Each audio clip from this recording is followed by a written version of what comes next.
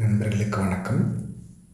நம்ம பொது தமிழ் பாடத்தில் அழகு 7ல் இருக்கக்கூடிய பாடத்திட்டத்தின்படி இருக்கக்கூடிய இலக்கியங்களில் வரிசையாக நம்ம பார்த்துட்ருக்கோம். அதன் அடிப்படையில் நம்ம இன்றைக்கி பார்க்க போகிறது நாலடியார். நம்மளுக்கு பள்ளி பாட புத்தகத்தில் 2 பாடல் தான் இருக்குது.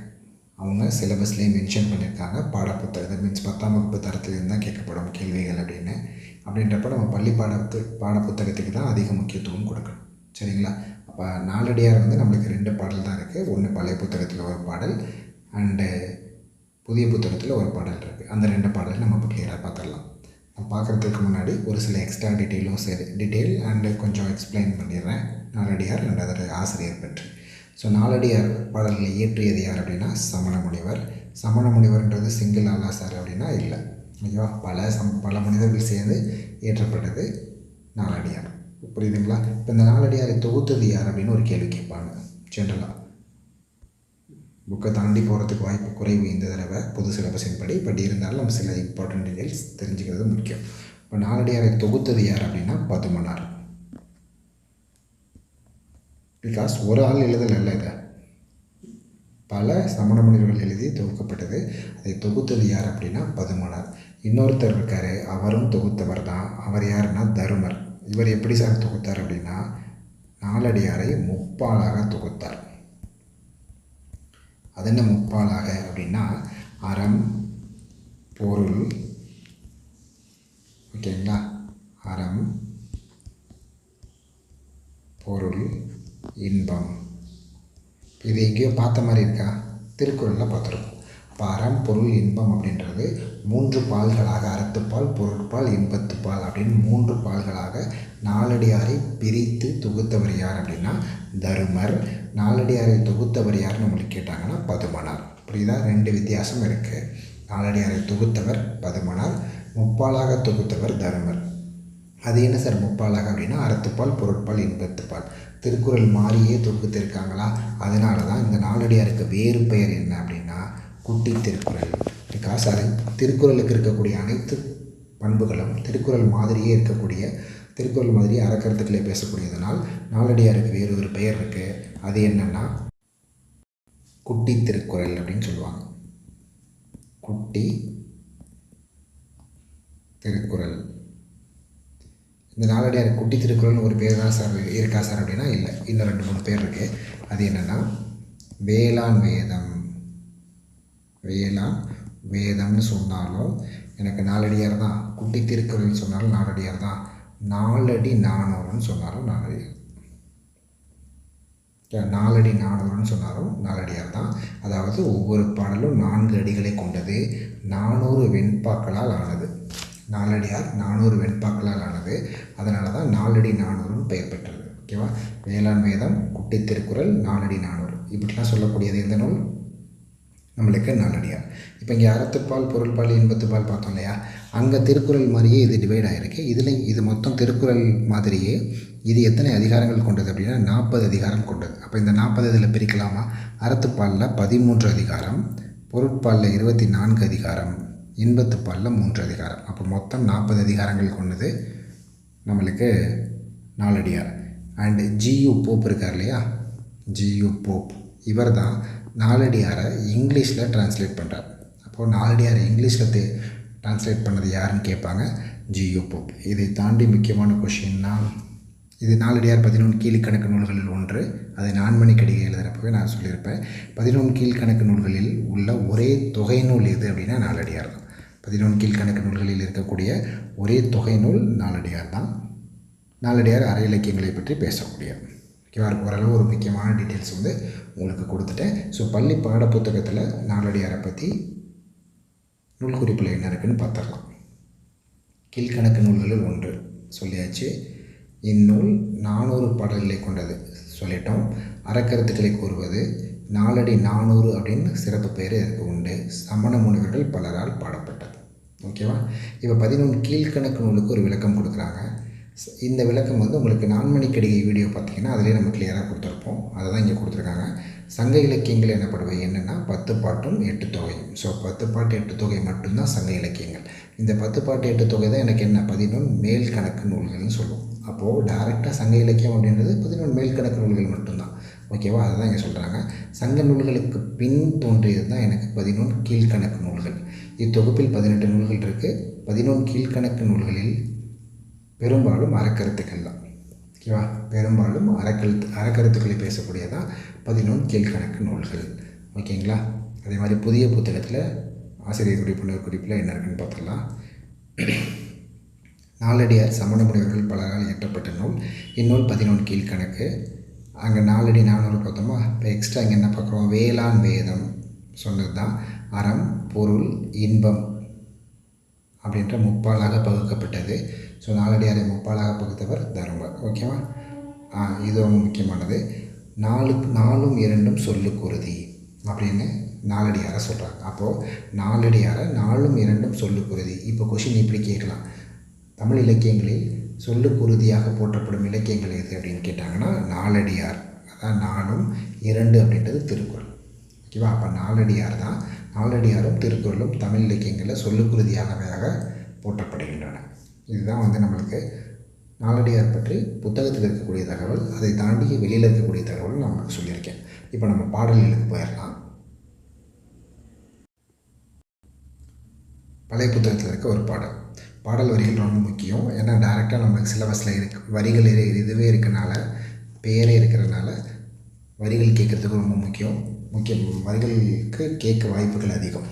ஓகேவா? நம்மளுக்கு 2 பாட்டு தான், ரொம்ப ஈஸியாக நம்ம படிச்சுக்கலாம். பாடல் படிக்கலாமா? நாய்க்கால் சிறுவிரல் போல் நன்கணியராயினும் ஈக்கால் துணையும் உதவாதார் நட்பெண்ணாம் செய்தானும் சென்று கொள்ளல் வேண்டும் செய்வினைக்கும் வாய்க்கால் அணையர் தொடர்பு. திரும்ப படிக்கிறேன். நாய்க்கால் சிறுவிரல் போல் நன்கணியராயினும் ஈக்கால் துணையும் உதவாதார் நட்பெண்ணாம் செய்தானும் சென்று கொள்ளல் வேண்டும் செய்விளைக்கும் வாய்க்கால் அணையார் தொடர்பு. புரியுதா? இதுலேருந்து என்ன மீனிங் அப்படின்னா, நாய்க்கால் அப்படின்னா நாயின் கால். ஓகேவா? நாயுடைய கால் இருக்கு இல்லையா, அதோட கால் விரல்கள் மிக அருகில் ஒட்டி இருக்குமா. அதுபோல் சில நம்ம கூடையே ஒட்டிக்கிட்டு பயணிப்பாங்க. ஆனால் அவர்களால் நம்மளுக்கு எந்த உதவியுமே நடக்காது. ஸோ அப்படிப்பட்டவர்களுடைய நட்பு என்ன பயன் அப்படின்னு ஒரு கேள்வி வச்சுட்டு அடுத்து என்ன சொல்கிறாங்க அப்படின்னா, ரொம்ப வெகு தொலைவில் இருந்த கூட நீரை கூட கரெக்டாக தேவையான இடத்திற்கு வாய்க்கால் கொண்டு வந்து சேர்க்கும். அதுபோல் தொலைவில் இருந்தால் கூட நம்மளுக்கு தேவைப்படும், நம்மளுடைய தேவை அறிந்து உதவி புரிய வேண்டிய நேரத்தில் உதவி புரியும் நண்பர்கள் இருப்பார்கள் இல்லையா, அவர்களுடைய நட்பை நம்ம தேடியாவது பெற வேண்டும் அப்படின்னு சொல்கிறாங்க. இதுதான் 2 விஷயம். நம்ம கூடயே இருந்துட்டு இருப்பாங்க, ஆனால் அவங்களால நம்மளுக்கு பெரிய உதவிகள் எதுவும் இருக்காது. கஷ்டப்படும் காலத்தில் கூட கண்டுக்க மாட்டாங்க. அப்படின்னு இருக்கவருடைய நட்பில் என்ன பயன்? ஓகேவா?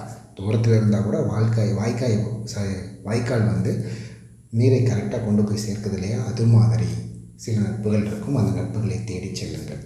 ஓகேவா? அதுதான் இந்த பாடல் நம்மளுக்கு விளக்குது. ஸோ பாடல் வரிகளை கொடுத்துட்டு அது எதில் இருக்குதுன்னு கேட்கறதுக்கு வாய்ப்புகள் அதிகம். ஸோ அதனால் பாடல் வரி நல்லா படிச்சுக்கோங்க. ஓகேவா? இதற்கு மீனிங் ஃபுல்லாக படிக்கணுமா சார் அப்படின்னா ஜஸ்ட் தெரிஞ்சு வச்சுக்கோங்க. ஏன்னா நம்மளுக்கு பல மீனிங் கொடுத்துட்டு ஏதாவது ஒன்று கேட்டுட்டாங்க அப்படின்னா அதை நம்ம தெரிஞ்சுக்கணும். இதில் பார்த்திங்கன்னா நன்கணியர், அதுக்கு பிரித்தெழுத கொடுத்துருக்காங்க பாருங்கள். பிரித்தெழுத டைரக்ட் சிலபஸ். ஸோ அப்போ இதை நம்ம பார்த்துக்கணும். அப்போ நன்கணியர் எப்படி பிரிக்கிறாங்க அப்படின்னா நன்கு ப்ளஸ் அணியர்னு பிரிக்கிறாங்க. நன்கு ப்ளஸ் அணியர். இது எப்படி நன்கணியராக மாறுது? இக்கு ப்ளஸ் ஊ தான் ஓகேவா நன்கு. அப்போ உயிர் வரின்னு உட்குரல் மெய் விட்டு ஓடுது. அப்போ ஓடிட்டா நன்கு நட்கு ப்ளஸ் அணியர்னு இருக்குது. அப்போ இது சேர்ந்து உடல் மேல் உயிர் ஒன்றுவது இயல்பில் விதிப்படி நன்கணியராக மாறுது. புரியுதா? அப்போ நன்கணியரை பிரித்து எழுதணும்னா நன்கணியர் நன்கு ப்ளஸ் அணியர். அது எப்படி பிரிஞ்சிச்சு அப்படின்ற புணர்ச்சி விதியும் சொல்லியிருக்கேன். இதில் செய் அப்படின்றது வயல் அப்படின்றது மீனிங். ஓகேவா? செய்மை அப்படின்னா தொலைவு. இதெல்லாம் பல பொருள் குறித்த ஒரு சொல்லலாம் கேட்குறதுக்கு வாய்ப்பு இருக்குது. ஸோ அந்த மாதிரி பார்த்துக்கோங்க. ஏன்னா இதுக்கு நம்மளுக்கு பல பொருள் இருக்கு இல்லையா, அதில் ஒன்று தான் இது. அணையார் அப்படின்னா போன்றார். புரியுதுங்களா? இப்போ அப்படியே புக் பேக் பார்த்துருவோமா? அணியர் அப்படின்றது இப்போ தான் பார்த்தோம். செய் அப்படின்றது வயல், அணியர் அப்படின்னா போன்றார். அப்படி தானே? போன்றோர். ஓகேவா? இப்போ நாய்க்கால் நன்கணியர் நட்பெண்ணா பிரித்தெழுதுகன்னு கேட்டிருக்காங்க. ஆல்ரெடி நான் இங்கே சொல்லிட்டேன். இப்போ தான் இதை விளக்கணும். நன்கு ப்ளஸ் அணியர் மணியர் தானே, ரைட். நாய்க்கால் எப்படி வரும்? நாய் ப்ளஸ் கால். அப்போ இது இயல்பாகவே இணைந்து புணர்ச்சி. ஓகேவா? நாய்க்கால் உடம்புடு மெய் வந்துடுது. உடம்புடு மெய் இல்லை, டைரெக்டாக தான். ஓகேவா? அடுத்து நட்பெண்ணாம் அப்படின்றது நட்பு ப்ளஸ் எண்ணாம் அப்படின்னு பிரியுது. இதுவும் இதே தான், இதுவும் அப்படி தான். இப்போ ப்ளஸ் ஓ இது போயிடுது. அப்போ நட்பெண்ணாம் அப்படின்னு வருது. ஓகேவா? டேரெக்டாக இதுவும் ஒரே இலக்கண விதிகளில் தான் புணருது. நாய்க்கால் ரொம்ப இயல்பாகவே வந்திருக்கு. ஓகேவா? உயிர் உயிர் உட்குரல் மெய் விட்டோட உடல் மேல் உயிர் வந்து ஒன்றைவது இயல்பு, அதன் அடிப்படையில் புணர்ந்திருக்கு. ஓகேவா? நாலடியார் பார்த்திங்கன்னா 11 கீழ்கணக்கு நூல்களில் ஒன்று. 11 அப்படின்றது நம்மளுக்கு என்ன, 18 அப்படின்றது அதோடைய பொருள் அப்படின்றது நம்மளுக்கு தெரியும். ஓகேவா? அடுத்து புது புத்தகத்தில் இருக்கக்கூடிய பாடல் பார்த்துடலாமா? வைப்புலி கோட்படா வாய்ந்தீர் கேடில்லை மிக்க சிறப்பின் அரசர் செறின் வவ்வார் எச்சம் எவனொருவன் மக்கட்கு செய்வன விஞ்சை மற்று அல்லவிர. அதாவது வைப்புலி கோட்படா வாய்ந்தீர் கேடில்லை மிக்க சிறப்பின் அரசர் செறின் வவ்வார் எச்சம் எவனொருவன் மக்கட்கு செய்வன விஞ்சை மற்று அல்லவிர. இப்போ இந்த பாடல் நாலடியாரில் இருக்கக்கூடிய பாடல், சமண மனிதர்கள் எழுதுனதை நம்ம ஆல்ரெடி பேசிட்டோம் நிறைய. இப்போ இந்த பாடலோட மீனிங் என்ன அப்படின்னா, கல்வி ஒரு பொருள் போல் வைத்திருப்பவன் இருக்குல்ல, ஒருத்தன் வச்சுருக்கான்னு வச்சுக்கோங்க, அது பிறர் அதை வந்து மிச்சவங்க எடுத்துக்க முடியாது. நீ படிச்சிருக்க அப்படின்னா நீ படிச்சிருக்க, ஓகேவா? அது உங்ககிட்ட தான் எப்போதும் இருக்கும். அதை வந்து மற்றவங்க எடுத்துகிட்டு போக முடியாது. அது எந்த அளவுக்குன்னா ஒரு அரசனால் கூட அதை எடுக்க முடியாது. ஓகேவா? அதே போல் நீ படித்ததை மற்றவங்களுக்கு சொல்லிக் கொடுக்குற அப்படின்னா அதனால் அது குறைந்தும் போகாது. புரியுதா? நீ படித்தது உங்ககிட்ட தான் இருக்கும், அதை மற்றவர்களால் எடுக்க முடியாது. நீ அதை ஒரு அரசனால் கூட உங்ககிட்டேருந்து அதை பறிக்க முடியாது. ஓகேவா? அதே மாதிரி நீ படித்ததை ஒருத்தருக்கு சொல்லிக் கொடுக்குற அப்படின்னா அதனால் அது குறைவும் படாது. ஓகேவா? இப்படிப்பட்ட ஒரு அழியாத செல்வம் தான் என்ன, கல்வி. அத்தகைய கல்வியை தான் பெற்றோர்கள் குழந்தைக்கு கொடுக்கணும் அப்படின்றது தான் இந்த செய்யுள் சொல்லுது. புரியுதா? திரும்ப சொல்கிறேன், எப்போதுமே அழியாத ஒரு நிலையான செல்வம் கல்வி. ஸோ நீ பெற்றோர்கள் குழந்தைக்கு என்ன கொடுக்கணும் அப்படின்னா கல்வியை கொடுக்கணும் அப்படின்றது தான் இந்த பாடலுடைய பொருள். ஸோ நம்ம 2 பாட்டு பார்த்துருக்கோம். 2 பாட்டுமே நாய்க்கால், அப்புறம் வைப்புலி கோட்படா. இந்த 2 பாட்டும் நாலடியார். இது உங்களுக்கு கேட்கறதுக்கு டைரெக்டாக பாட்டை கொடுத்துட்டு கேட்கறதுக்கு வாய்ப்பு அதிகம். ஸோ நம்ம இதை பார்த்துட்டோம். அப்படியே புக் பேக்கில் என்ன இருக்குன்னு பார்த்துக்கலாமா? இந்த நாலடியார் பாடலில் இருக்க இந்த பாடப்பகுதியில் வரனால அந்த தனிப்பாடல் திரட்டையும் ஜஸ்ட் ஒரு ரீடு விட்டுக்கோங்க. ஓகேவா? புக் பேக்கில் பார்த்தீங்கன்னா, ஒருவர் தம் குழந்தைக்கு கல்வி சேர்த்து வைக்கப்பட வேண்டிய செல்வம் எது சொல்லுது? கல்வியை தான் சொல்லுது. ஓகேவா? ஒருவர் தம் குழந்தைக்கு சேர்த்து வைக்க வேண்டிய செல்வமாக கல்வியை தான் நாலடியார் சொல்லுது. இப்போ கொஷின் இப்படி கேட்குறாங்கன்னு வச்சுக்கோங்க.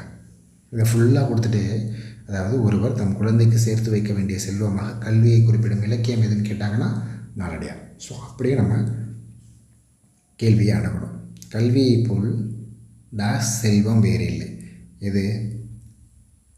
கேடில்லாத, உயர்வில்லாத, தவறில்லாதன்னு கேட்டிருக்காங்க. கேடில்லாத செல்வம் வேறு இல்லை. இந்த பாடலின்படி நம்ம பொருள் கொடுக்கணும், பதில் கொடுக்கணும்னா கல்வியை போல் கேடில்லாத செல்வம் வேறு இல்லை. அடுத்து வாய்த்தீயின், நான் சிலபஸில் இருக்க பிரித்தெழுதுக வந்துருச்சு. வாய்த்தீயின் பிரித்து எழுதிங்கன்னா வாய் ப்ளஸ் தீயின் பிரிக்கலாமா? வாய் ப்ளஸ் தீயின் பிரிக்கலாம். கேடு இல்லை, கேடு ப்ளஸ் இல்லையா? ரைட், கேடு ப்ளஸ் இல்லை. எவன் ஒருவன், எவன் ஒருவன். ரைட், அப்போது இதுதான் வரும். எவன் ஒருவன், எவன் ஒருவன். ரைட், இதுதான் இந்த எவன் ஒருவன். இதுங்களா? அவ்வளோதான். நான் புத்தகத்தில் இருக்க 2 நாலடியார் பாடலும் பார்த்துட்டோம். இது பயனுள்ளதாக இருக்கும்னு நம்புகிறேன். அண்டு இதை படிச்சுட்டு அப்படியே ஒரு தடவை பாடலை படிச்சிட்டிங்கன்னா மனசில் எப்போதும் நின்றோம். ஓரளவுக்கு உங்களுக்கு மீனிங் கிளியராக புரிஞ்சிருக்கும். அண்ட் எக்ஸ்ட்ரா டீட்டெயிலும் நம்ம சொல்லியிருக்கோம். இதை தாண்டி உங்களுக்கு கேள்விகள் போகிறதுக்கு வாய்ப்பில்லை.